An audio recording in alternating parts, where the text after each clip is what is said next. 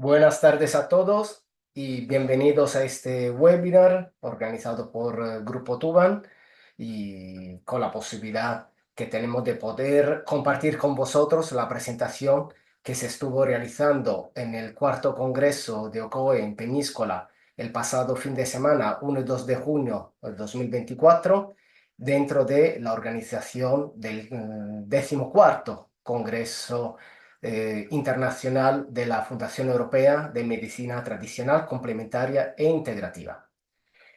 Será un webinar que durará más o menos una media hora, creo, la parte de presentación como tal.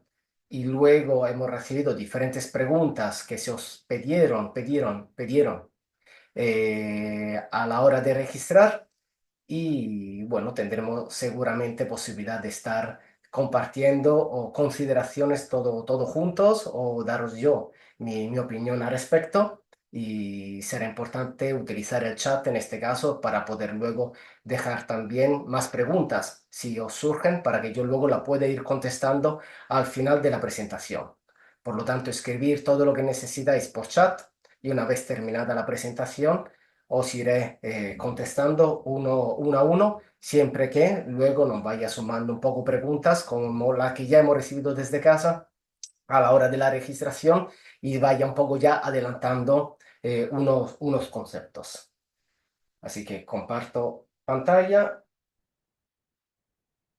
y aquí tenéis. Eso es el bonito castillo de Peñíscola. Como os he adelantado, la presentación que se ha realizado, se ha presentado en el Congreso del 31 de mayo, 1 y 2 de junio en Peñíscola, a principios de junio, en ocasión muy importante del cumplimiento de los 150 años de la osteopatía.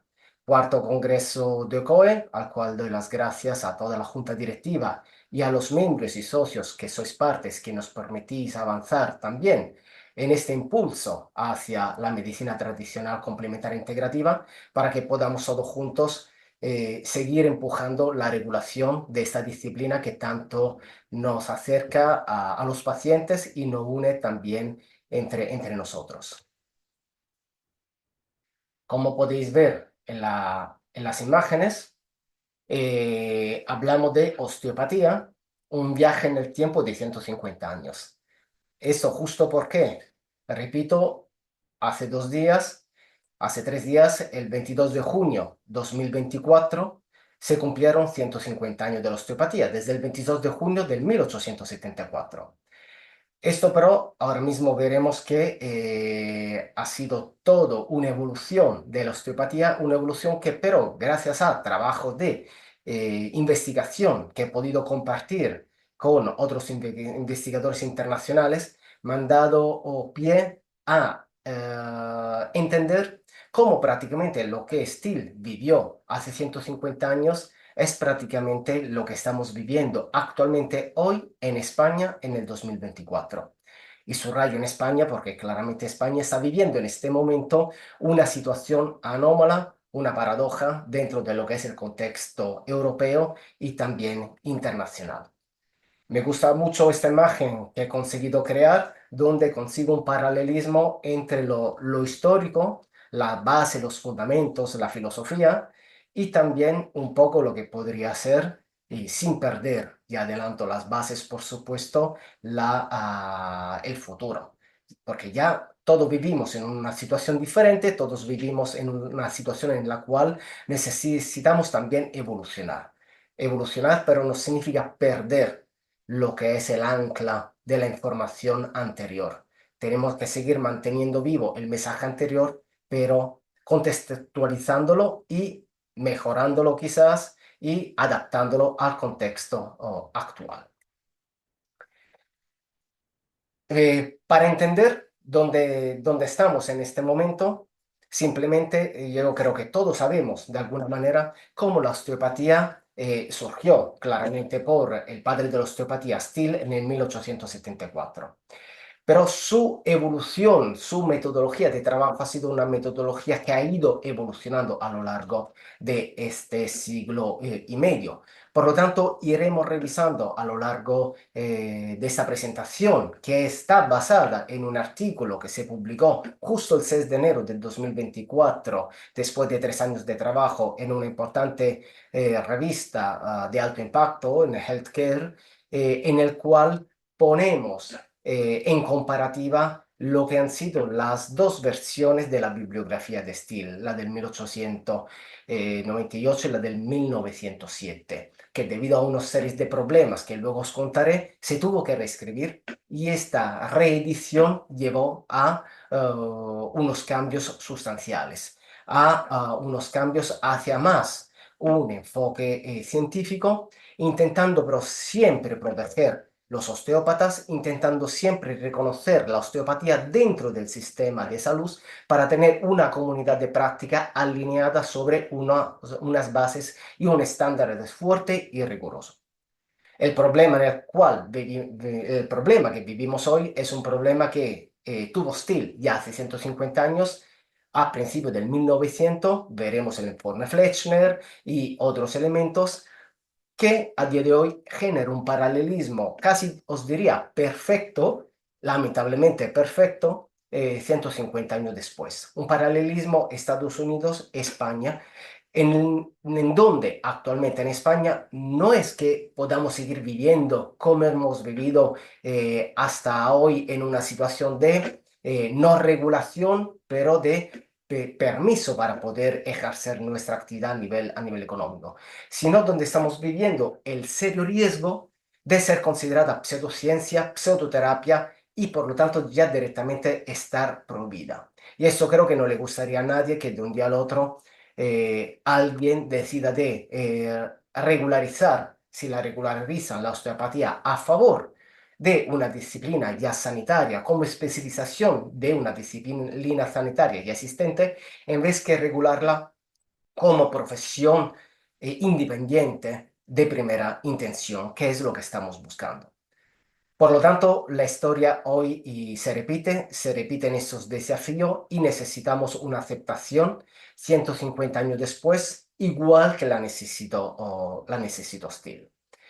Veréis que toda la presentación es la misma presentación, repito, que se ha ido desarrollando a lo largo del Congreso de OCOE, en el cual hemos participado como Grupo Tuban y como director académico y profesor de la Escuela de Osteopatía, tengo hoy de nuevo el placer de poder presentar esos escritos. Y casualidad, la misma mañana del 1 de junio, dos coautores del artículo que estoy utilizando como base de la discusión me mandaron esta foto.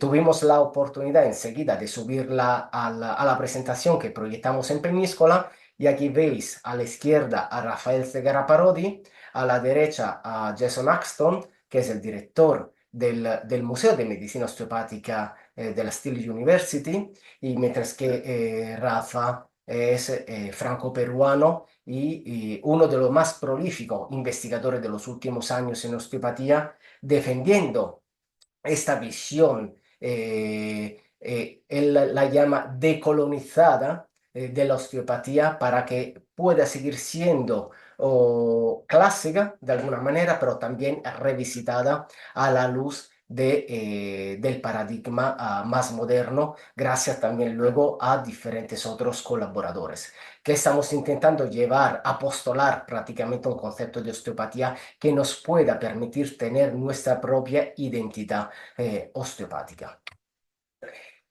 ¿De dónde venimos? Venimos en este momento que la osteopatía, como creo o la mayoría de todos vosotros que estáis participando, sabéis que es una filosofía, es una ciencia que en el mundo está regulado de una manera bastante variada.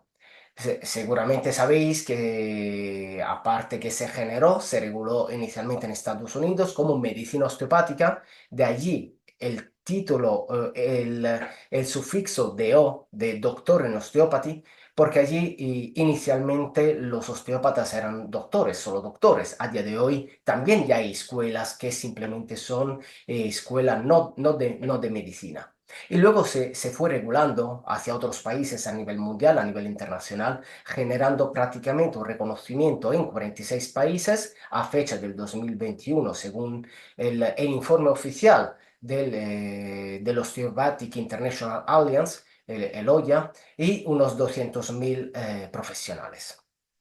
Como podemos ver en la tabla de la derecha, a fecha del 2021, ahora allí ha cambiado porque Italia ya, por ejemplo, ha regulado, podéis ver un poco una paradoja interesante. Una paradoja en la cual tenemos países que han regulado, como han sido Reino Unido, con 5.000 osteópatas según su censo, Portugal 1.300, mientras que en la última columna de la derecha vemos países donde la osteopatía todavía no estaba registrada, donde el osteópata todavía no estaba registrado o donde había registros voluntarios. Aquí vemos cómo había Alemania con unos 4.000 y poco más osteópatas, Italia 13.600, un número importante si lo comparáis a los 5.400 de Reino Unido, 1.300 de Portugal, 4.000 de Alemania, y si miráis abajo, 9.420 según el censo español.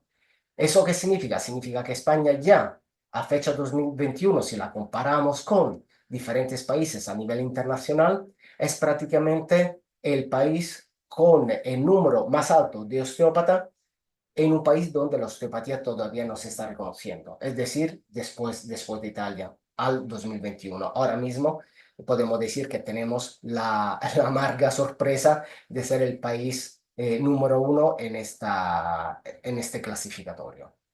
¿Eso qué significa? Significa que tenemos un peso importante, tenemos un peso que necesitamos llevar adelante, necesitamos que nos escuchen porque somos un colectivo con unos números que a nivel internacional son por supuesto de primer nivel. Dicho esto, una vez que se reguló en Estados Unidos, en diferentes países, recordamos que, por ejemplo, como disciplina médica también está regulada en Australia y en Rusia, si alguien lo sabe. En el resto de Europa la osteopatía está regulada de una manera muy diferente, muy variegada. En algunos países está regulada como profesión independiente, como profesión sanitaria, en otros como profesión de la salud, pero no sanitaria. En otros países está incluida dentro de las disciplinas complementarias integrativas y por lo tanto ha habido una variedad de regulaciones a nivel europeo, teniendo en cuenta que al final se ha regulado según los establecidos, las legislaciones de cada país, tanto a nivel académico como a nivel claramente profesional. Este alto número de personas, 200.000 en total a nivel mundial, por supuesto que crean a nivel de asociaciones internacionales con las cuales afortunadamente nos relacionamos, crean preocupación. Crean preocupación porque al final tenemos allí unos elementos éticos que claramente hay que garantizar. Hay que garantizar no solo para el colectivo, sino que primariamente hay que garantizarlo para el paciente. Todos sabemos que ponemos el paciente al centro del objetivo terapéutico, que siempre necesitamos y buscamos una alianza terapéutica. Ojo, esto lo hacemos nosotros como muchas o prácticamente todas, decimos todas, el resto de actividades sanitarias y sectores sanitarios. Por lo tanto, os ruego siempre una moderación cuando afirmamos o de manera muy categórica que ponemos el paciente al centro del tratamiento del objetivo terapéutico. Es cierto, pero que no somos los únicos. Por lo tanto, esto a veces puede estar creando fricciones con otros colectivos si nos expresamos de una manera tan drástica, como si los demás hayan perdido el enfoque. A veces pasa que pierde el enfoque, que hay actitudes más cartesianas, más finalizado en un objetivo o a veces muy concreto que pierden, ¿no? Esta compasión o empatía para quien no sabe bien las dos diferencias con el paciente. Y por lo tanto, esta empatía nosotros necesitamos mantenerla y tiene que ser de todas formas a la base de nuestro trabajo. Y esas preocupaciones, por lo tanto, vienen basadas sobre el percurso que cada uno de los estudiantes y de los osteópatas correctamente formados hacen, porque es necesario garantizar una calidad para la profesión y, repito, para los pacientes primero, y entonces una estandarización, no solo de las terapias, pero también una estandarización que pueda facilitar el transborde, el traspaso internacional de terapeutas, por un lado, porque yo tengo que ser libre de poder ir a ejercer mi disciplina en Francia, en Alemania, en Italia o donde en Estados Unidos o donde yo considere que me quiera trasladar, pero igual aportar correcta terapia a los turistas, por ejemplo, o a los pacientes extranjeros que acuden en este momento en España.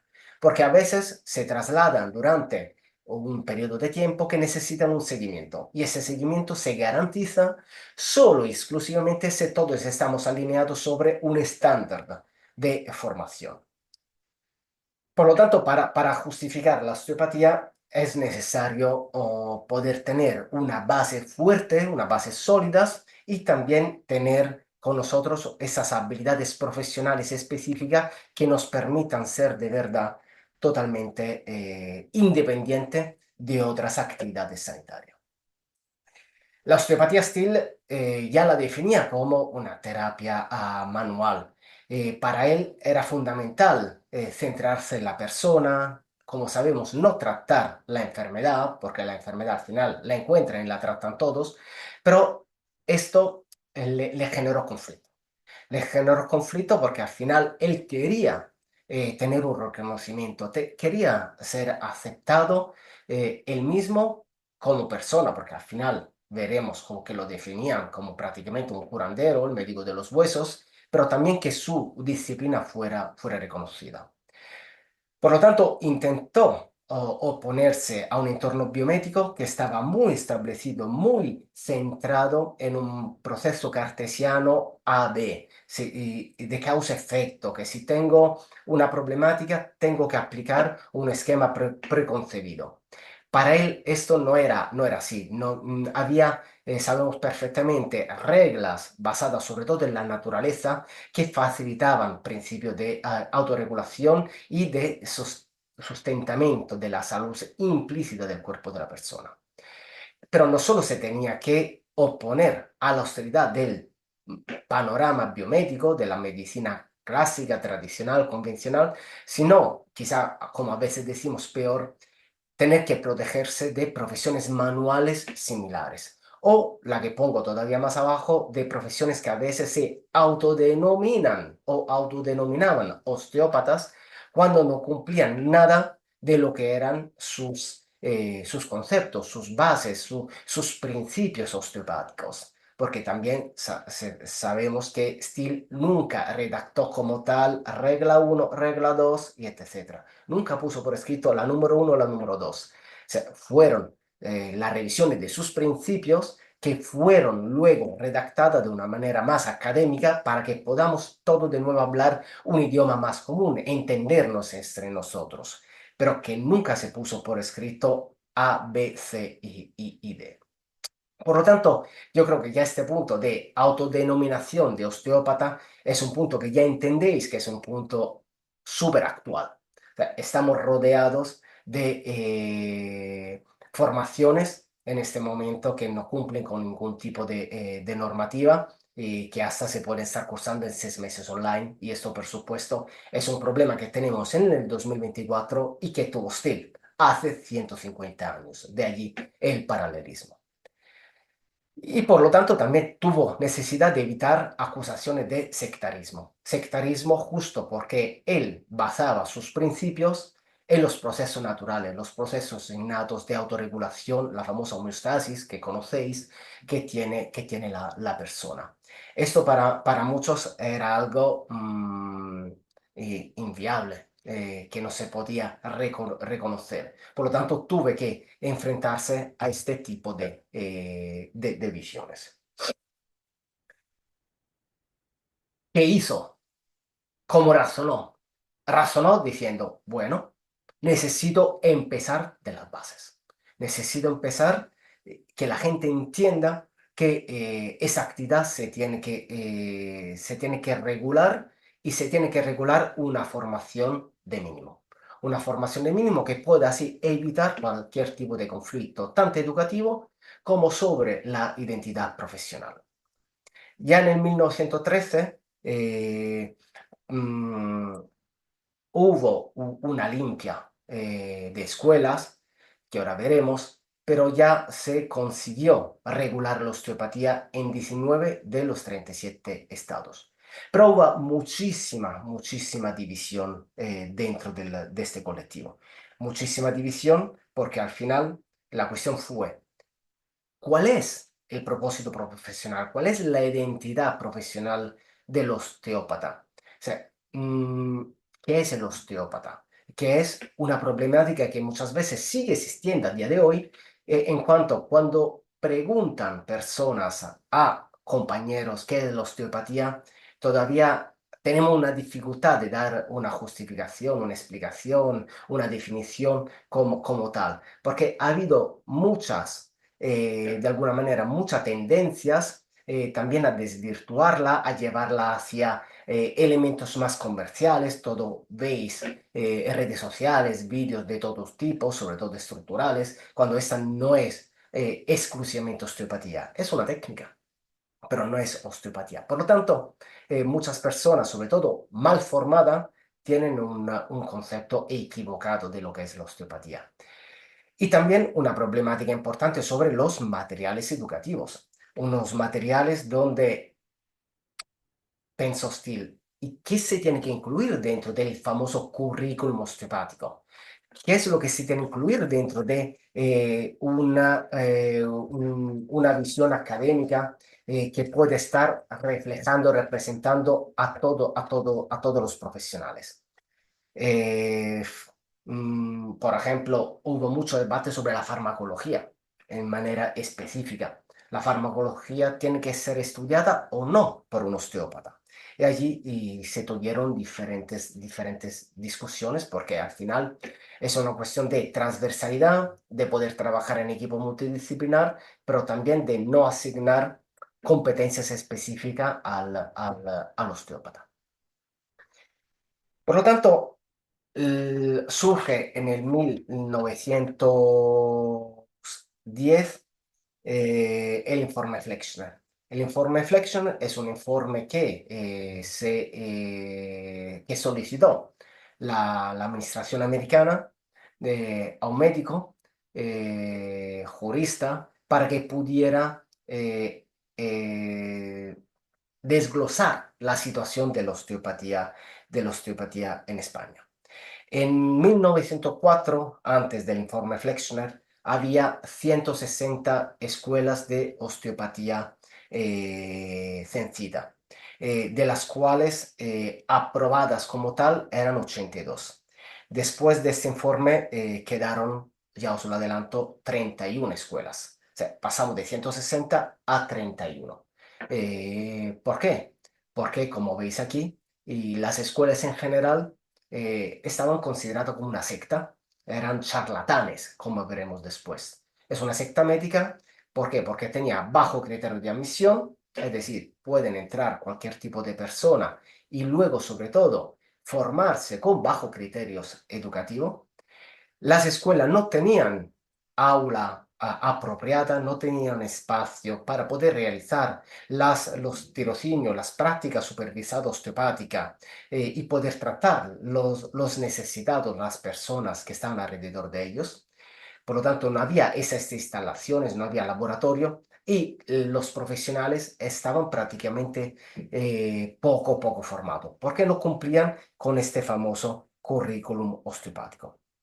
Por lo tanto, fundamentalmente no había asignatura de ciencias de la salud, había bajos niveles de profesionales y las escuelas, sobre todo, no estaban asociadas a ningún tipo de entidad superior, como por ejemplo eran las universidades. Eran escuelas como tal, escuelas que simplemente buscaban la forma de subsistir a través de implantaciones de planes de estudios muy carentes.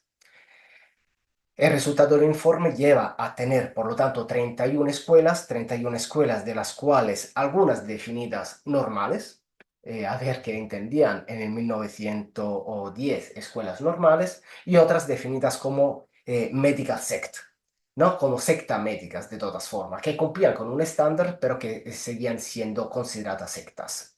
Y esta porque fundamentalmente decían que eran basados en muchos criterios homeopáticos, que eran demasiado eclécticas y tenían una hysterical exaggeration, una exageración hacia el desconocido, al final hacia lo exótico o lo esotérico. Por lo tanto, lo que hace fundamentalmente el informe Flexner es impulsar la investigación dentro de las escuelas, impulsa, presiona hacia estándares biomédicos, estándares centrados en la enfermedad y no en la persona, incrementando muchísimo, todavía más, el debate sobre la visión osteopática y, por lo tanto, haciendo considerar en la figura del osteópata como un osteópata y un osteópata naturopático fuera de lo que era el mainstream de la corriente del sistema médico o tradicional, convencional. Y por lo tanto, muy importante también en aquel tiempo, como ahora, 150 años después, fuera de lo que eran las pólizas de reembolso de los seguros. Porque en aquel momento también la osteopatía, como hoy, no estaba aceptada dentro de los reembolsos sanitarios. Por lo tanto, se llegó a través de ese informe a unos acuerdos, a unos acuerdos de base. Se llegó a unos acuerdos de base que llevó a que muchas escuelas pudieran desaparecer, que se centrase casi todo exclusivamente en el modelo biomédico y que se hiciera una énfasis importante sobre todo lo que es la ciencia y la tecnología. Por lo tanto, este acuerdo de mínimo prácticamente llevó también a crear una doble definición de osteópata, lo que en los escritos del tiempo han definido como broad, amplio osteopath o el lesion osteopath o el lesisionista, o sea, el osteópata es como lesivo, ¿no? Que genera lesiones. Esas son palabras que se encuentran en los diferentes escritos, en la evidencia. Y esto, claro, genera duda también dentro del mismo sector, porque dice, ¿yo qué soy?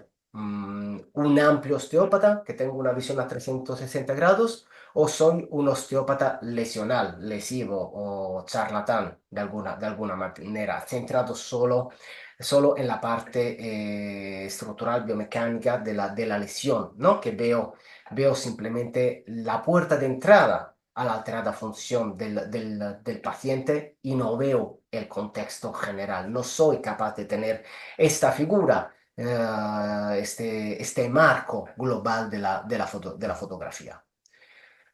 Por lo tanto, el informe Flexner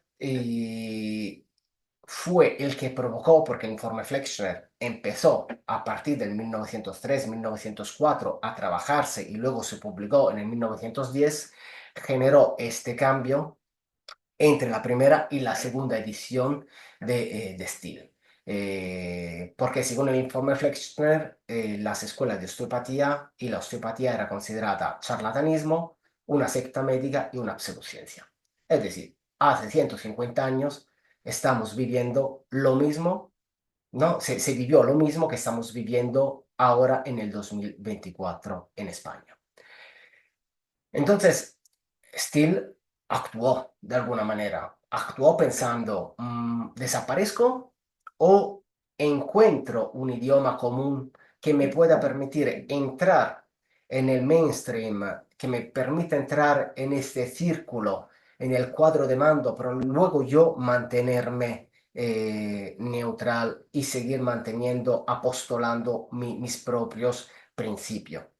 Entonces lo que hizo fue modificar la bibliografía, la autobiografía. Eso la modificó porque fundamentalmente tuvo un accidente, que todas las planchas con las cuales se publicó la primera, después de un incendio, se vieron destruidas, o sea, no se pudieron recuperar. Por lo tanto, tuvieron en aquellos tiempos volver a generar planchas para volver a imprimir todas las autobiografías. Y esa autobiografía, como podéis ver en el artículo, podéis profundizar luego en el artículo publicado que tenéis en toda la diapositiva, eh, encontró Steele una forma de poder dar difusión a su autobiografía y de hacer este apostolado. Primero porque fijó un precio muy barato, un precio que en aquel tiempo eran de $5 para tener el libro. Dos, porque él, como era al final el creador de la primera escuela y sus discípulos siguieron creando escuela, fundamentalmente su autobiografía era el libro de texto de todas las escuelas. Por lo tanto, hubo una compra espontánea de su libro, de su autobiografía, para que luego pudiera ser uno de los 25 libros autorizados para poder impartir osteopatía en las diferentes escuelas. Y luego porque, por supuesto, en aquel momento Steele, como diríamos hoy, tiraba mucho. Por lo tanto, era considerado el bone doctor, ¿no? El doctor, el médico de los huesos. Y entonces la gente quería saber, ¿qué hace este señor? ¿Qué hace Doctor Steele con sus manos, ¿no? Y había muchos cuentos. Entonces la gente dice, tengo curiosidad, lo que quiero su libro. Y entonces le llamaron Bone Doctor, le llamaron Magnetic Healer, el sanador magnético, Lightning Bone Setter, el arreglador iluminado de los huesos. O sea, lo llamaron en diferentes maneras, ¿no? Para darle visibilidad y para poder sustentar también su forma de trabajo.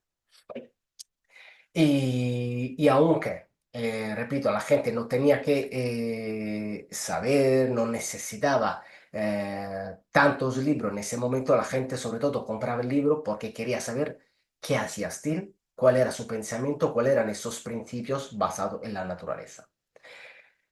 Entonces, en ese momento, entre la primera y la segunda edición de Steel, tuvo que hacer unas modificaciones. Veis aquí en el cuadro, eh, no tuvo que hacer unos cambios. Por lo tanto, se centró en encontrar puntos en común. Puntos en común con el sector tradicional era la parte médica, la parte física y la parte de biología. Lo que pudiera de alguna manera confirmar las relaciones que estaban detrás de la interrelación estructura-función. Por lo tanto, estos conceptos, tanto sobre el cuerpo, sobre el materialismo del cuerpo y la biología anexa, se mantenieron en la primera y la segunda edición y fueron bien vistos por el informe Flexner. Pero sabemos que si la osteopatía no solo se define como ciencia, pero también como medicina, la medicina como filosofía, como ciencia y como medicina, si no solo se define como medicina, sino también como filosofía, o sea, la filosofía lleva en sí mismo una atención, una introspección sobre los conceptos de mind, spirit, body, mind, spirit, cuerpo, mente y alma. Y entonces la parte emocional con la parte existencial que estuvieron fuertemente presentes en la primera bibliografía, tuvieron que verse una reducción en la segunda para verse tachada absolutamente negada por el informe Flexion, que solo aceptaba un paradigma biomédico y solo aceptaba un paradigma cartesiano de medicina convencional. También los cambios que tuvo que realizar fueron sobre los principios de los cuales él derivó su forma mentis, que venía de los indios nativos americanos, de los Shawnee. Por lo tanto, todo lo que era presente en la edición original se vio reducido, modificado de alguna manera en la segunda edición. La segunda edición veremos que Steele aplicó cambios gramaticales, cambios en imágenes, tachó palabras, hasta llegar a modificar sustancialmente determinadas palabras que se referían a términos femeninos, a la madre sol, por ejemplo, a términos de la naturaleza fundamentalmente femenina, para transformarlos en neutral, en palabras neutrales o masculina, para que esto pudieran tener mejor aceptación dentro del paradigma biomédico. Tuvo que reducir mucho la parte de terapia manual y manipulativa. ¿Por qué? Porque como vemos en la línea de abajo, el enfoque biomédico era más hacia la farmacología. Una de las famosas asignaturas que dijimos con la duda si aceptarla o no aceptarla dentro de los planes de estudios osteopáticos de aquel momento. La farmacología, veis aquí al contrario, que Steele no la nombró al final nunca, ni en la primera edición, ni en la segunda edición, pero sí que era un pilar, podemos decir así, del informe Flexner del 1910. Por lo tanto, aquí veis perfectamente un paralelismo entre todos estos elementos. Pero al final Steele tenía todos sus followers, decimos así, tenía todos sus seguidores. Hoy mismo yo no sé si podríamos decir que sería un influencer de las redes, porque al final seguía dando clases magistrales, seguía haciendo, ¿no?, apostolado, regalaba los libros a los alumnos y fundamentalmente su autobiografía era la única biografía presente en este momento. Por lo tanto, eso es un poco un resumen de lo que ya os he comentado. Steele se encontró en una encrucijada entre sus ideas originales y lo que era el entorno regulatorio para poder salvarse. Por lo tanto, la puesta en común era encontrar una base científica común para su nueva ciencia, basada, como hemos visto antes, en la materia, en el cuerpo, la parte body, y la parte mind-spirit prácticamente tenía que modificarse. Tenía que modificarse porque iban en contra de lo que era el informe, la visión biomédica, aunque, ¿no?, toda esta parte de la cultura nativa americana, el espiritismo y otros elementos siguieran presentes toda la vida y siguen presentes todavía a día de hoy en las enseñanzas que seguimos trasladando por nuestro padre de la osteopatía. Aquí simplemente reflejo la problemática que tuvo Steele en el 1897 y estos comentarios que os he hecho lo podéis ver en el artículo de Gavis del 2014, que fue el primero que puso en luz este cambio, esta evolución que tuvo Steele en su propia evolución. Por lo tanto, pasa a entrar en un grupo differente rispetto al quale él se criò para sentirse incluido y para poterse sentir de alguna forma coherente. Y Gavis lo define con una personalidad encantadora, con un inmenso conocimiento de la naturaleza, con su visión filosófica que todos sabemos, muy centrada en la creación de Dios, centrado de manera innegable sobre anatomía y todavía más anatomía, en arreglar huesos, pero siempre basado en lo que eran los principios que él aprendió en sus orígenes de los nativos indios, los indios nativos americanos de los Shawnee. Pero le llegó este jarrón de agua fría. Le llegó un jarrón de agua fría que al final impusieron después de diferentes análisis, modificar las trayectorias de las escuelas de osteopatía y los procesos regulatorios de las formaciones osteopáticas en un curso fundamentalmente de 3 años, en los cuales tenía que dejar totalmente al lado los conceptos filosóficos, como ya hemos dicho, de mind y de spirit, a favor siempre más de evidencia científica, respetando y adaptándose completamente a un paradigma biomédico. Todo esto, lo que os estoy contando, se encuentra en el artículo escrito con compañeros italianos, Silvia Toscano y Luigi Zullo, el director del Museo de Medicina Osteopática, Jason Axton, y Rafael Segarra Parodi. Así que todo esto es de libre acceso en Internet. Y este análisis que os estoy contando, en la cual surgió este paralelismo 150 años después, de manera totalmente involuntaria, nos ha tardado 3 años, 3 años en realizarse. Podéis imaginar el trabajo que ha conllevado prepararla y comparar letras por letras, palabra por palabras, las comas, los plurales, ¿no? De una edición a la otra, utilizando luego criterios internacionales para poder realizar comparativas como lo que están publicados en los artículos de May y en los artículos de Tilly.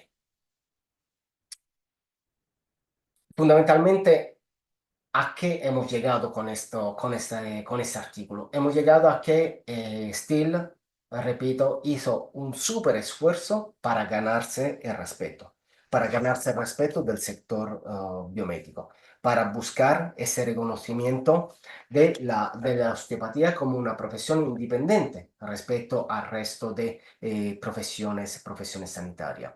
Y aunque luego llegó a establecerse como un curso de 3 años, él nunca dejó de lado de centrarse en los conceptos de holismo, de integración de body, mind, spirit, de espiritualidad, pero llevándolo de alguna manera hacia un entendimiento científico, hacia una evidencia científica, porque su fin era el reconocimiento de la osteopatía.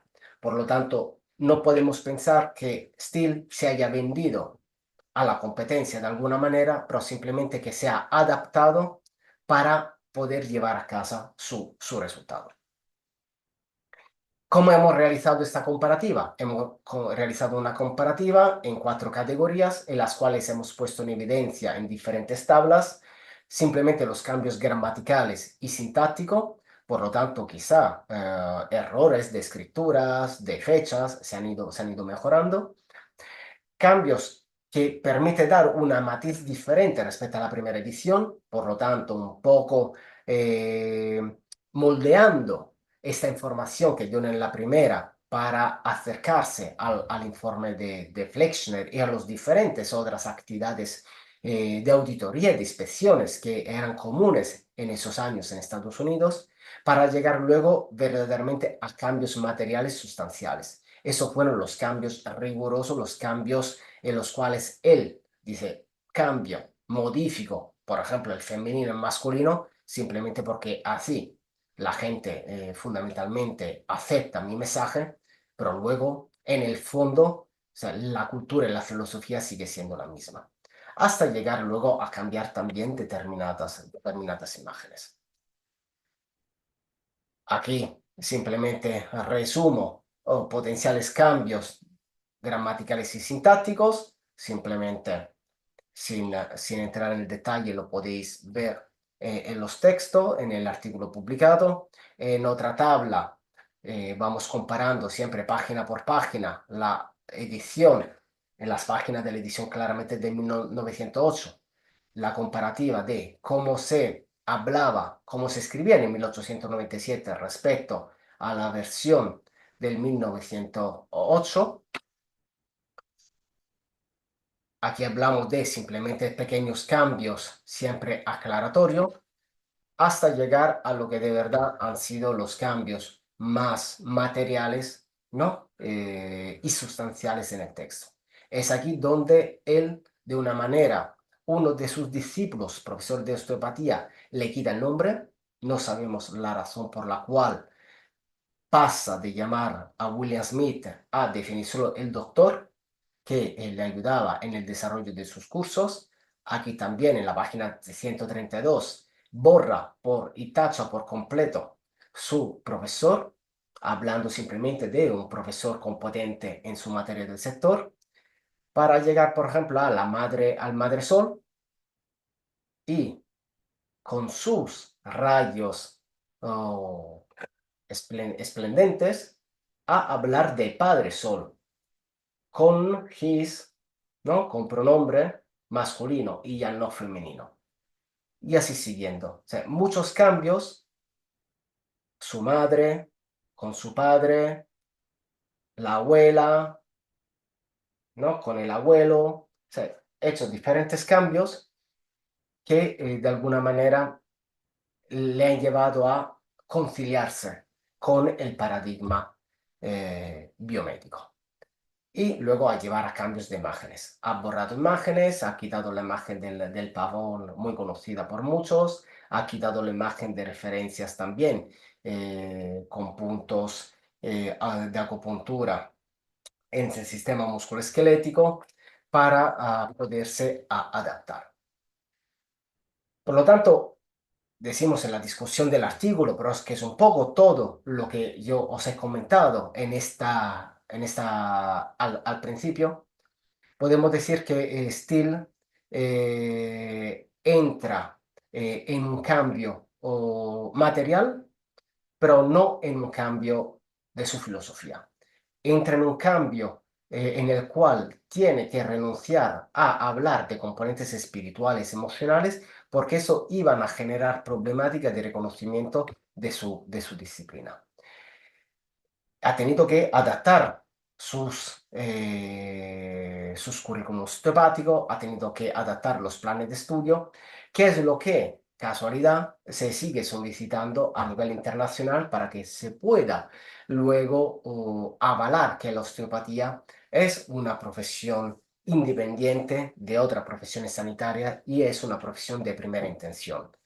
Por lo tanto, lo más importante o entre los elementos muy importantes que hay que tener en cuenta es que esto lo seguimos defendiendo al día de hoy.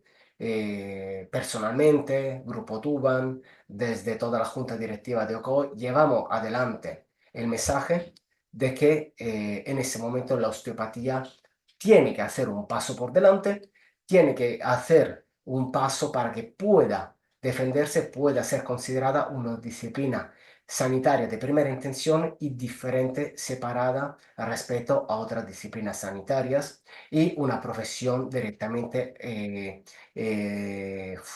regulada y cuya formación sea una formación universitaria, para evitar ser considerada una pseudociencia.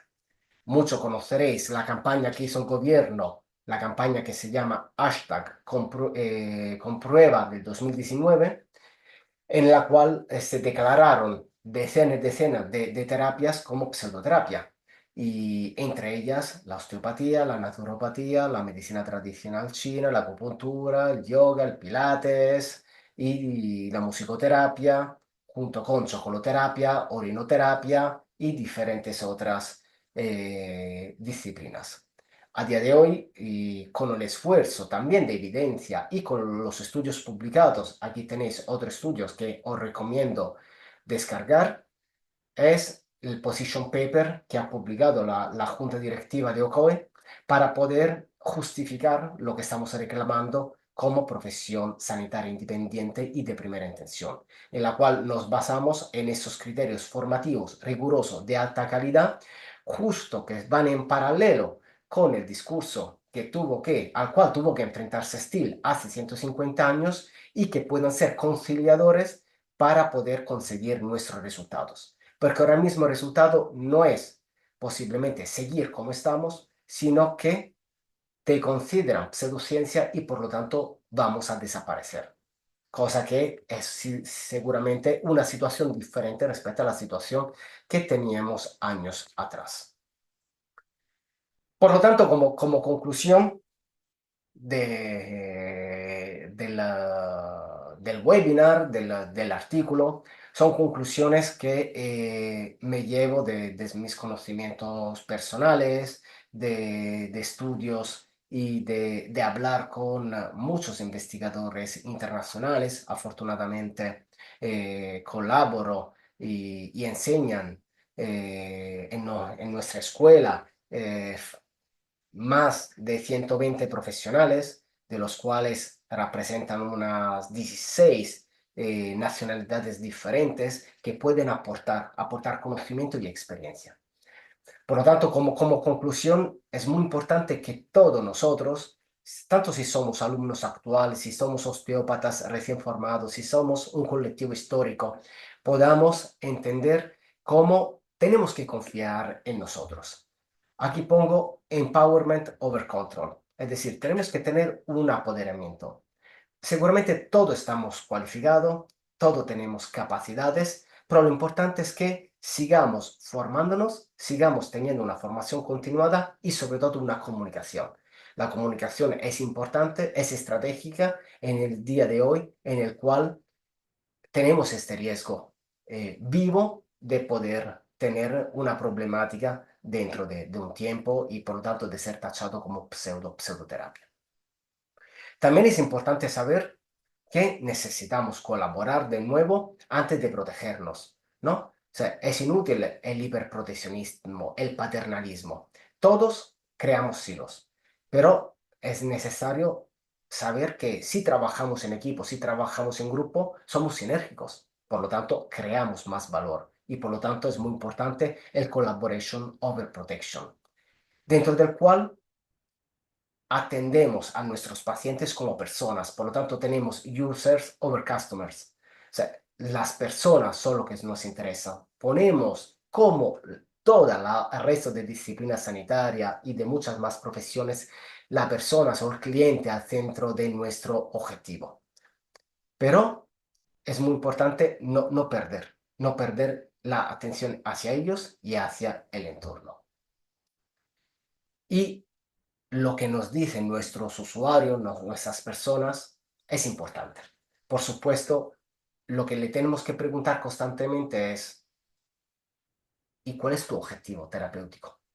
Ah, ¿tú quién eres? ¿No? Y explicarle, lo que me importa eres tú como persona. Me interesa lo que opinas, me interesa lo que has recibido antes, me interesan tus opiniones, me interesa saber qué es lo que te ha funcionado o lo que no te ha funcionado, porque esos son elementos motores de la toma de decisión y elementos que nos permiten luego mejorar nuestra práctica clínica, nos permiten mejorar nuestra experiencia terapéutica y entonces conciliar las preferencias del paciente con la experiencia y las preferencias clínica histórica, 150 años de filosofía osteopática, pero también conciliarla con datos, con la evidencia, basado en la evidencia. Por lo tanto, eso es un punto en el cual hago mucho hincapié, porque hay un malentendido de lo que es la evidencia científica. La evidencia científica no son solo datos, no es solo el blanco y negro. La evidencia científica se compone de tres pilares.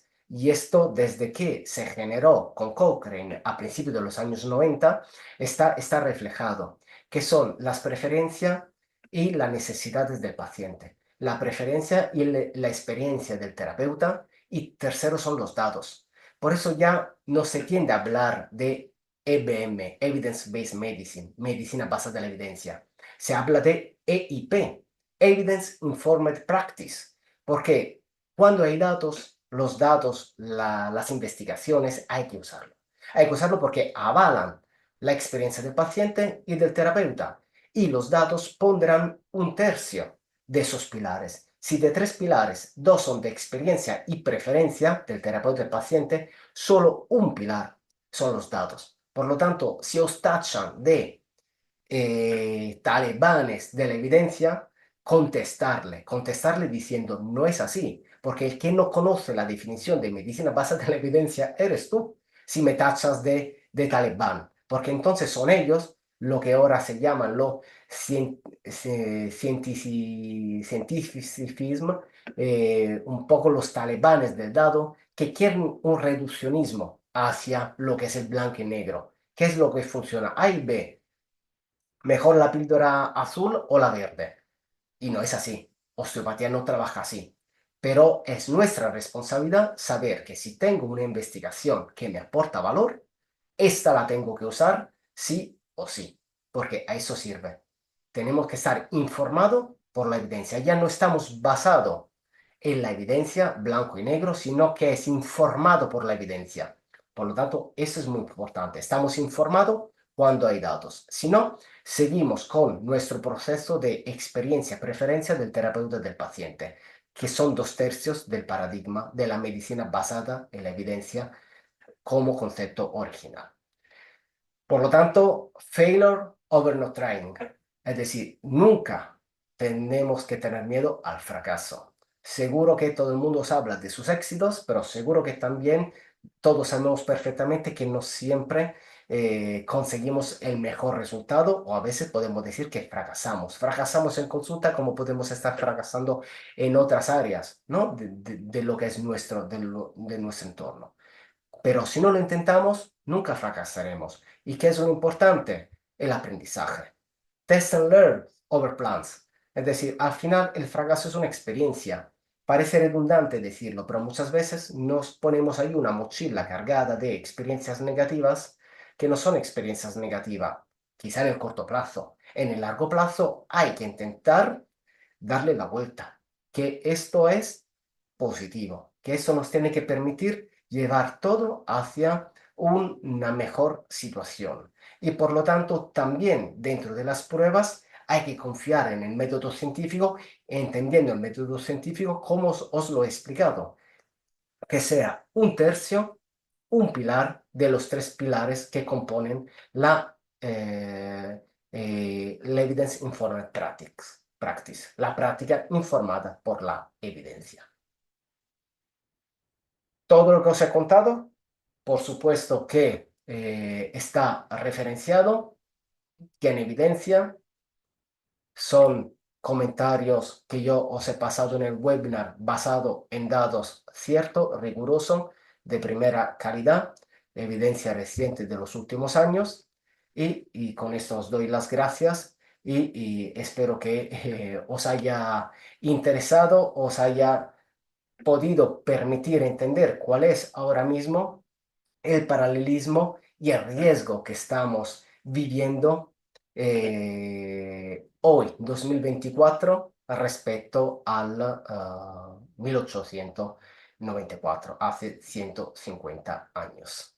Así que muchas gracias a todos y dejo de compartir la pantalla para poder ver el chat y poder contestaros a vuestras preguntas, curiosidades.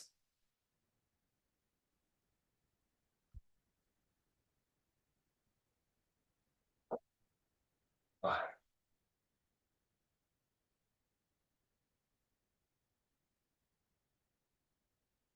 ok. Eh, vale.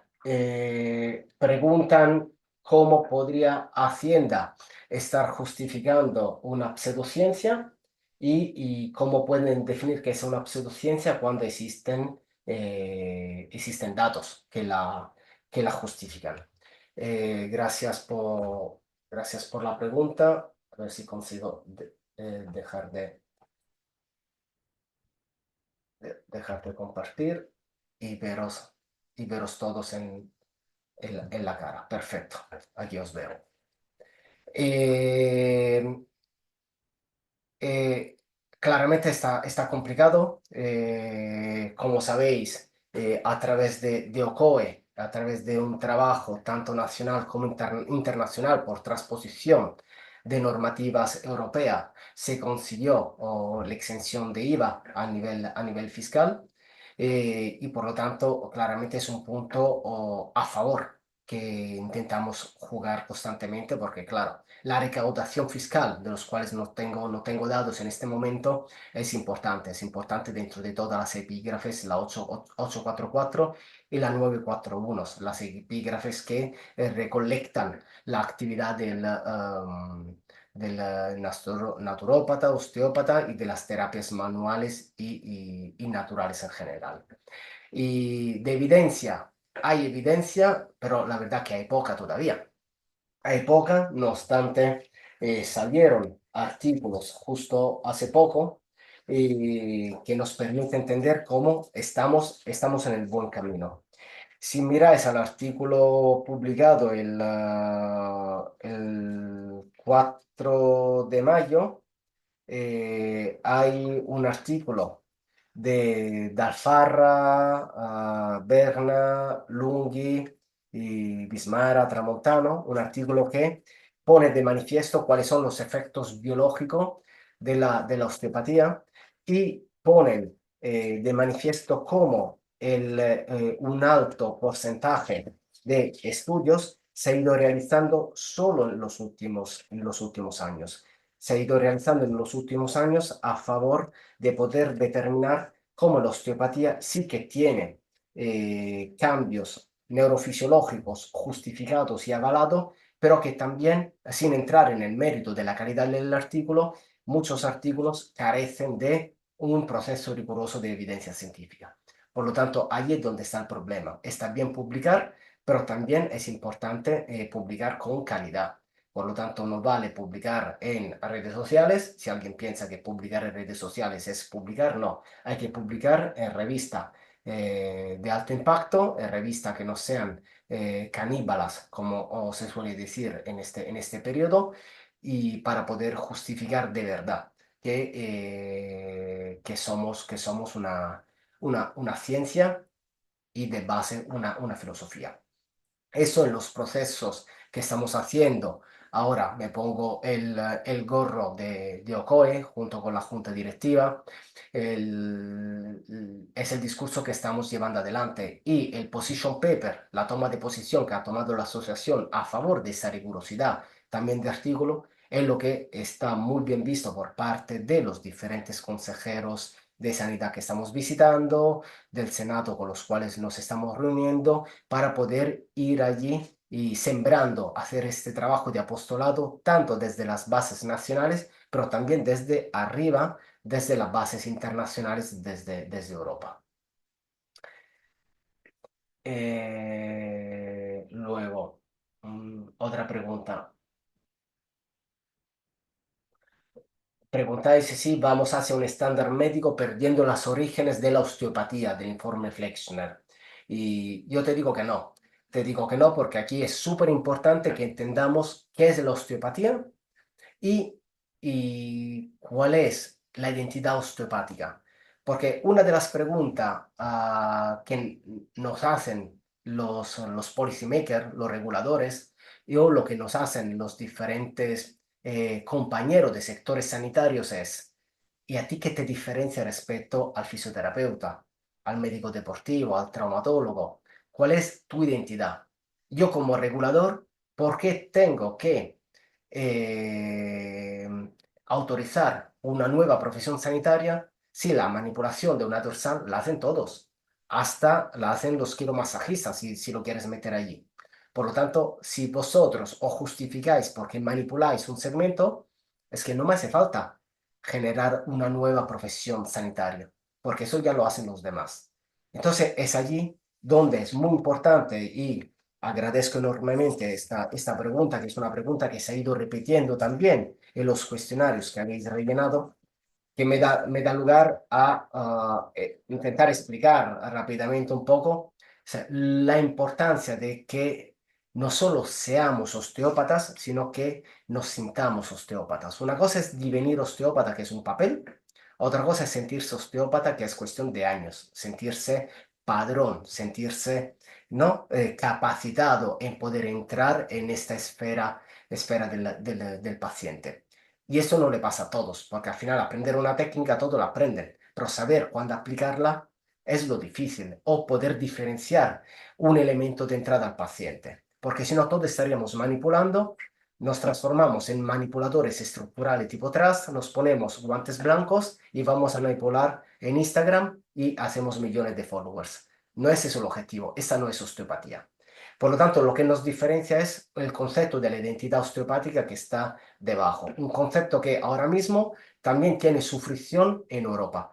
Un concepto que en este momento ha diferenciado Europa del Norte de Europa del Sur, pero que yo me caso con el Sur Europa porque creo que es una forma que también nos está permitiendo defender nuestra visión en todas esas reuniones que os he comentado, que es el concepto de base de la disfunción somática. Entender qué es la disfunción somática e entender que tenemos que empezar por No clasificar al paciente, entenderme bien, pero saber cuál es el proceso, el razonamiento clínico, el algoritmo de razonamiento clínico osteopático que me lleva a la toma de decisiones. Eso es imprescindible.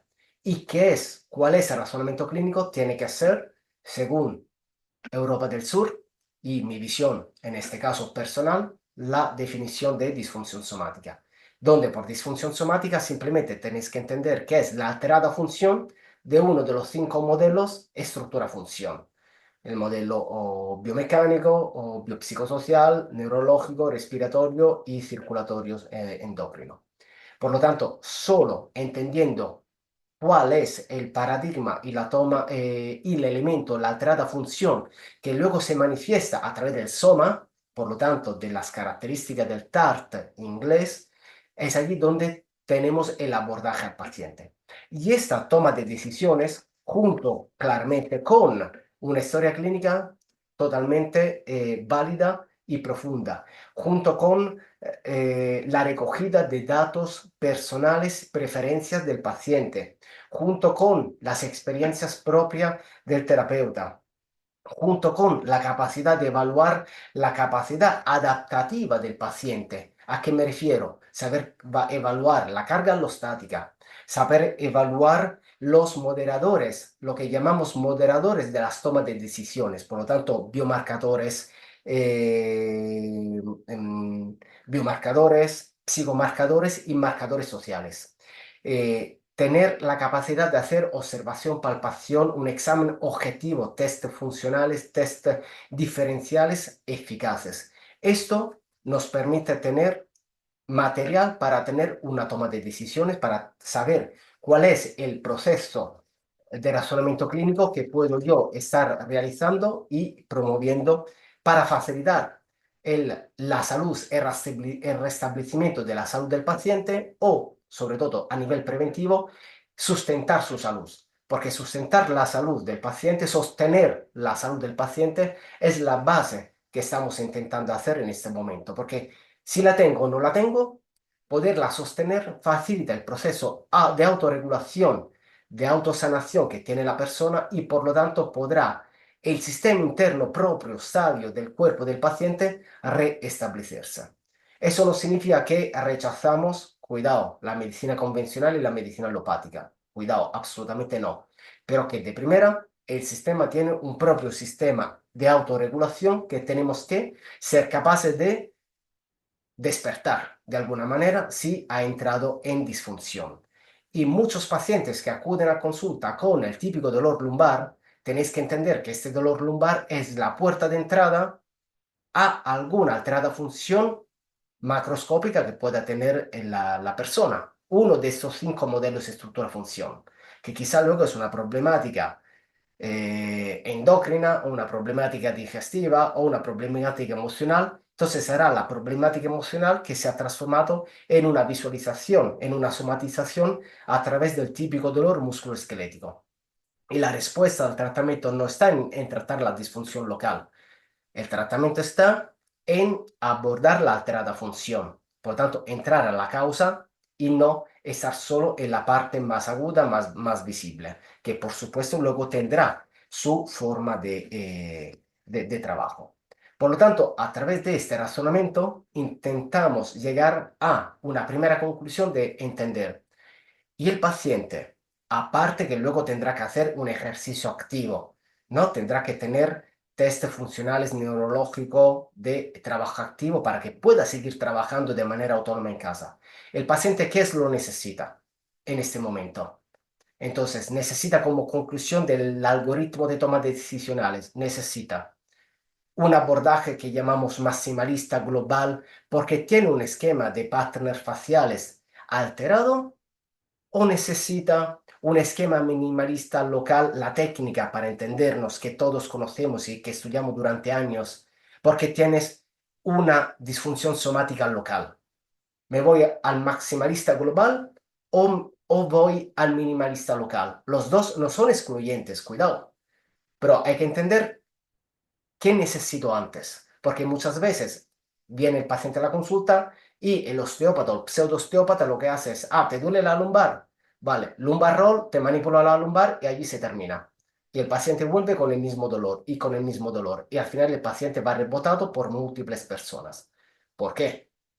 Porque la lumbar era simplemente la puerta de entrada y la problemática estaba en otro sitio. Entonces, quizá antes de la técnica local de su disfunción somática y visualización en la lumbar, quizá antes se tendría que haber hecho otro tipo de reequilibrio, quizá con otra técnica local o con una técnica más global de reequilibrio de los sistemas y de los sistemas propios de autorregulación del paciente, porque el paciente ya no está en una fase de alóstasis o de carga alostática, está en una fase de sobrecarga alostática. Y por lo tanto, todo esto hay que tenerlo en cuenta en nuestro razonamiento clínico. Y esto es la respuesta a si somos, ¿no? O si nos vamos hacia el paradigma, como me habéis preguntado en chat, biomédico. Os digo no, para nada. Eso no tiene nada que ver ni con la medicina, ni con la fisioterapia, ni con la enfermería y con otras disciplinas sanitarias. Porque esto tiene que ser el elemento distintivo de la toma de decisiones osteopática. Y cuando presentamos este tipo de razonamiento al policymaker, que son médicos la mayoría, nadie dice nada. Todo el mundo dice, vale, esa es tu forma de intervención y efectivamente te diferencia respecto a otras profesiones sanitarias y bueno, eso no está llevando ahora mismo a firmarse la regulación, pero por lo menos está parando todos los procesos en contra del colectivo que se han ido abriendo en el último periodo. Em, Otra pregunta. eh, A ver, aquí me está exponiendo el cierre de Belso y de la BSO. No, yo esto no conozco el cierre de Belso, no me consta. Y ha habido una fusión en el Reino Unido entre la ESO y el BICOM, y eso está llevando a una osteopatía más estructural y con una fusión también con una escuela de quiropráctica, que es uno de los elementos que está llevando a un poco la ruptura, osteopatía del norte Europa con osteopatía del sur Europa, y porque al final ellos no tienen en cuenta la disfunción somática. Por lo tanto, estamos yendo hacia razonamientos clínicos diferentes. Pero sobre la pregunta del cierre de la Belso, si así le entiendo, y no me consta, y todo lo contrario. Le va muy bien y la Belso es miembro de la OCEAN y siguen avanzando. Vale, sí, ser y saber es la base de la práctica diaria, efectivamente, un poco lo que significa divinimos osteópatas, el papel lo tenemos todo, sentirnos osteópata es otra cosa. Becoming osteopath es diferente de being osteopath. Y de esto también hay muchos artículos.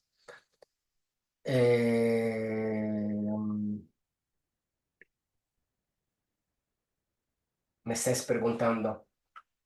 Ese razonamiento clínico muchas veces casi no se puede explicar. ¿No crees que allí está la parte energética y emocional que se perdió en el camino? Eh, no, el razonamiento clínico yo lo explico personalmente y lo explica al paciente. El paciente conmigo personalmente y me firma cuestionarios para tener claro cuáles son los marcadores, como os he contado, de el psicomarcador y los marcadores de salud. Son todos cuestionarios validados que le permite objetivar al paciente su resultado y su evolución.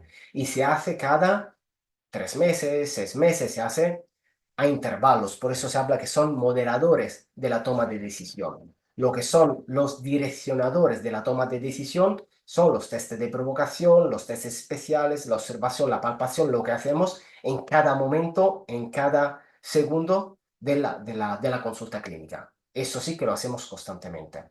Y yo le explico, digo, mira, ahora te voy a hacer muchas preguntas y preguntas que quizá para ti no tienen nada que ver con tu dolor lumbar. Entre ellos, cómo se encuentra, cómo se describiría emocionalmente. Le hago preguntas muy, muy variadas que muchas veces me miran con los ojos abiertos y es decir, ¿y esta a ti qué te importa? Y le explico las relaciones. Y al final sea, la gente me contesta, la gente está encantada y la gente entiende sobre todo lo que le está pasando o que le podría estar pasando. Porque a todos nos pasa que el paciente viene rebotado de múltiples profesionales, algunos porque no le prestan atención y otros porque, aunque queriéndole prestar atención, no tienen tiempo suficiente por el sistema en el cual están. Por lo tanto, no podemos tachar de malos compañeros a nadie en ese sentido. Y la parte biopsicosocial en ese sentido y también la parte del entorno, la parte ecológica, que ahora mismo, si cogéis el último artículo que se acaba de presentar la semana pasada, es un artículo sobre eh, la la epistemología del abordaje centrado en la persona, la revisitación prácticamente del modelo Cinefin, integrándolo dentro de la representación indígena de la terapia manual, que es un título súper curioso que fundamentalmente habla de lo que estamos contando, de decolonizar la visión cartesiana biomédica hacia una visión más ética, más espiritual, pero con lógica, es lo que os va a dar esa representación de que la parte biopsicosocial y la parte del entorno, la parte de la ecología en la cual vivimos es imprescindible. De hecho, antes se hablaba de biopsicosocial, luego se pasó a hablar de biopsicosocio-espiritual, porque había esta parte espiritual que es diferente de la social, y ahora se habla de biopsico-ecosocio-espiritual. O sea, se ha añadido la parte ecológica, entendiendo el entorno en el cual vivimos, porque no solo el entorno, también de cómo nos nutrimos. Si aquí hay profesionales también de la naturopatía o otros tipos de profesionales, tranquilamente sabéis perfectamente que en función de cómo nos nutrimos, nos intoxicamos o nos curamos, entre comillas. Por lo tanto, la parte biopsicosocial es imprescindible y cada vez representa un punto importante dentro de los modelos del modelo Cinefin y de lo que se llama el radar plot, de diferenciación de cuál es el modelo estructura-función más afectado, que está tomando mucho pie, mucha relevancia. Eh, Preguntáis, habiendo Italia y Portugal regulado la osteopatía siguiendo un itinerario y una UNE, que es sí, la norma europea, ¿cómo España, siendo un país vecino y Estado miembro, puede desmarcarse de la UNE y de las decisiones de los países vecinos? Efectivamente, esto es otro punto pro, de alguna manera, que estamos rodeados de países que han regulado luego fundamentalmente en base a sus leyes nacionales, pero cada país es libre de regular la osteopatía o hasta tacharla de pseudociencia. O sea, allí no podemos entrar en esto. Importante que sepáis que la norma UNE, la norma de normalización europea, publicada en el BOE el 21 de enero del 2016, no es de obligado cumplimiento ni en España ni en Europa. Es una norma de consenso en la cual participaron diferentes organizaciones nacionales e internacionales, Federación de Osteópatas, el Comité Europeo de Normalizaciones, luego también intervino para su publicación y traducción en los diferentes idiomas. Es una norma de consenso. Por lo tanto, es una norma que establece cuáles son los criterios mínimos de la osteopatía, qué tipo de formaciones hay que cumplir y que esas formaciones tienen que estar certificadas por su cumplimiento, por el cumplimiento de la norma. Los países, por ejemplo, y entonces define que la osteopatía o el osteópata puede ser tipo 1 y tipo 2, se habéis formado en mínimo 4 años más luego la parte de posgrado de un año más de posgrado. Tipo 1, 4.800 horas, más incluyendo las horas de tirocine de práctica clínica supervisada, y el tipo 2, que es profesionales previamente sanitario, las 2.500 horas o 2.000 horas, incluyendo la práctica clínica supervisada. Siempre en 4 años. Países que han aceptado el plan Bolonia, que es un plan formativo académico 3+2, han regulado la osteopatía en 3 años, no en 4 como la norma europea, porque se tiene que adaptar al contexto nacional.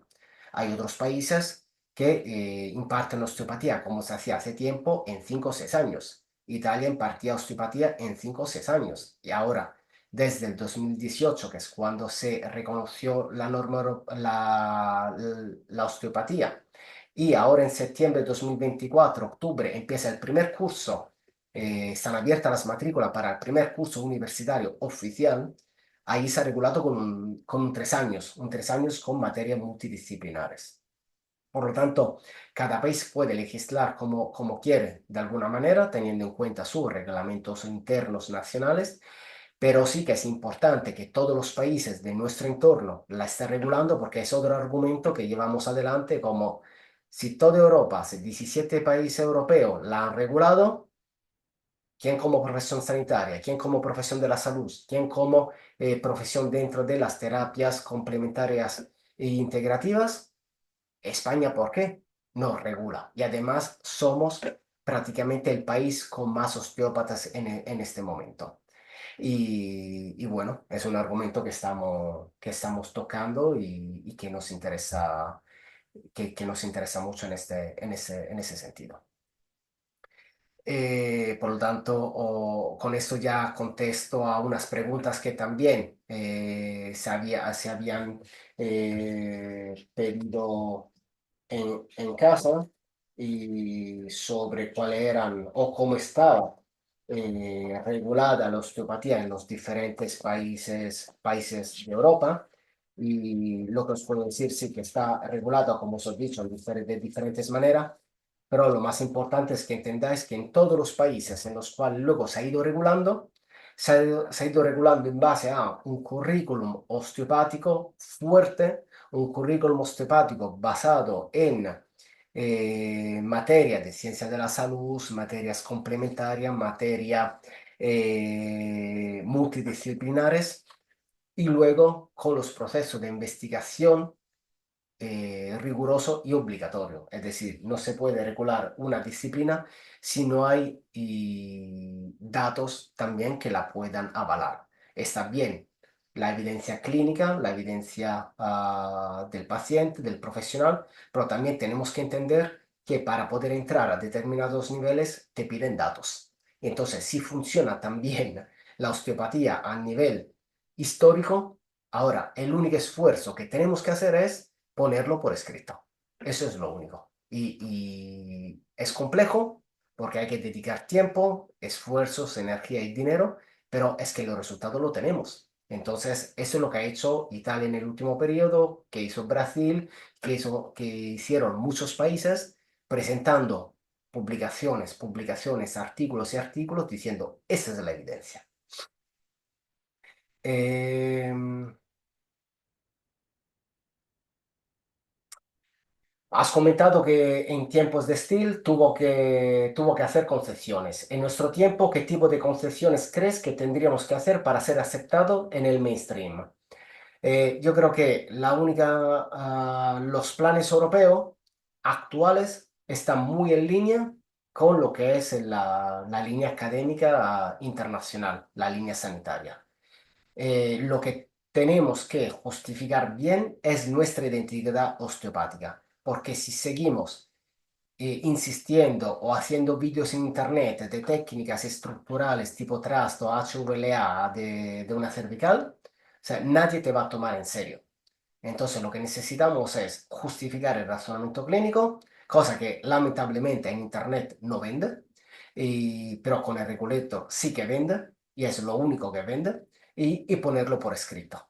Y por lo tanto tener luego facultades oficiales donde haya programas de investigación para que puedan justificar nuestra práctica en este sentido. Eh, Habéis preguntado qué nos hacían diferente respecto a los fisioterapeutas, y entonces esto ya os he contestado, que es muy importante, ya repito, la identidad osteopática, y por lo tanto la percepción pública es muy importante que nos entiendan bien qué hacemos para evitar esta confusión. Y es muy importante evitar esta confusión también a nivel de formación de osteópatas que están formados en escuelas bien regulada, certificados oficialmente por entidades internacionales respecto a escuelas que usan planes de estudios de 6 meses online, escuelas que te venden que son créditos universitarios cuando son academias de barrio, gente que utiliza impropiamente la palabra medicina osteopática que no existe en ningún título académico, existe la formación de medicina osteopática, gente que no certifica las horas, es decir, hay que tener mucho cuidado con esto porque eso es lo que luego se usa en contra de nosotros. Porque al final la gente te asocia a la academia del barrio mentirosa que hace mala publicidad, información engañosa y que nos perjudica a nivel de colectivo.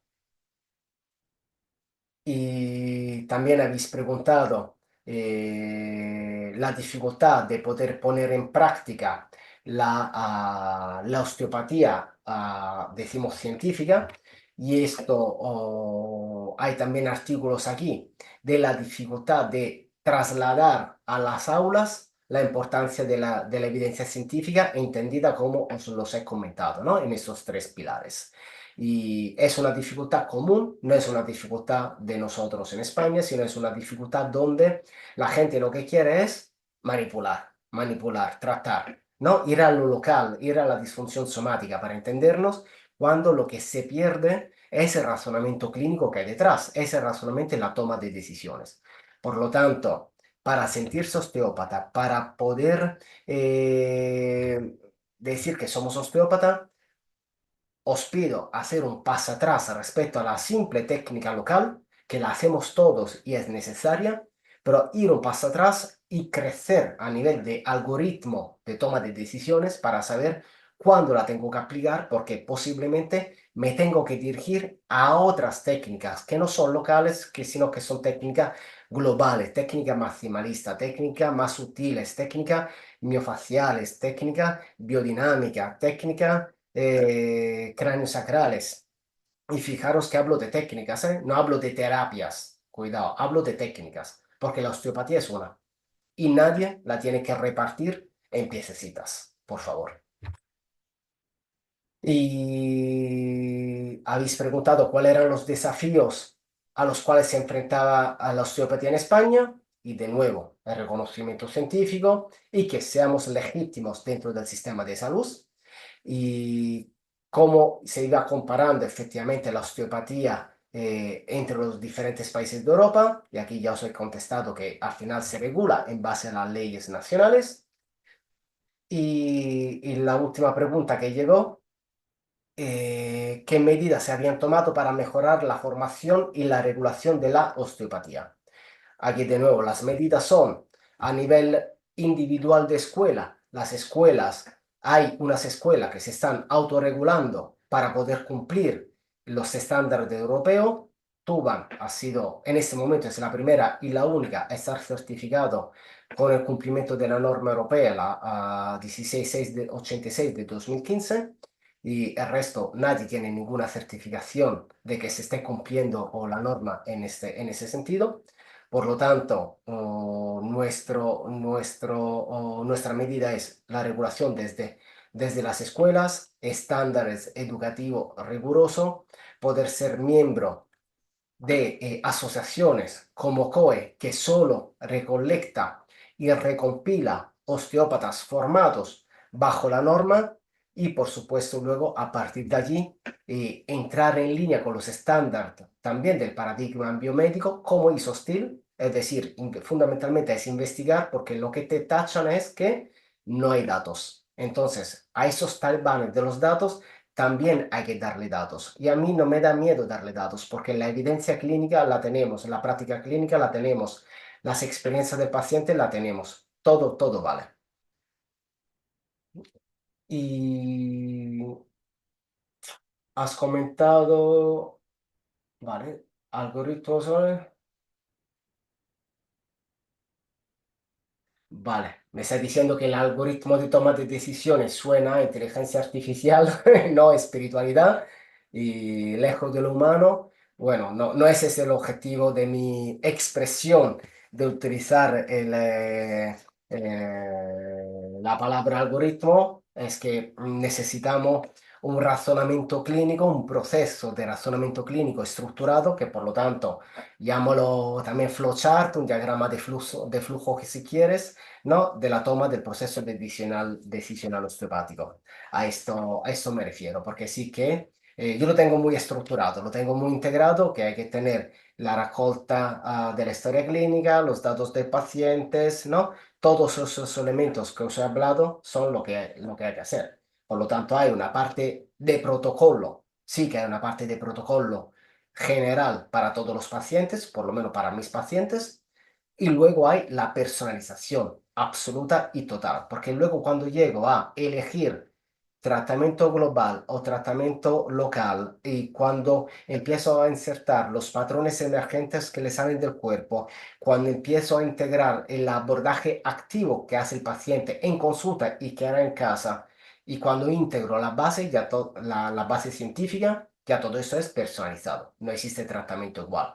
Por lo tanto, yo lo tengo claro que tengo una fase de protocolo igual para todos y luego personalización. O sea, no trabajo sin historia clínica, ponte en camilla, escucho tu cuerpo y trabajo. Yo personalmente no trabajo así y esto personalmente, repito, no veo que sea la forma de conseguir una regulación en este momento. Luego cada uno en consulta, por supuesto, es libre de trabajar como prefiere.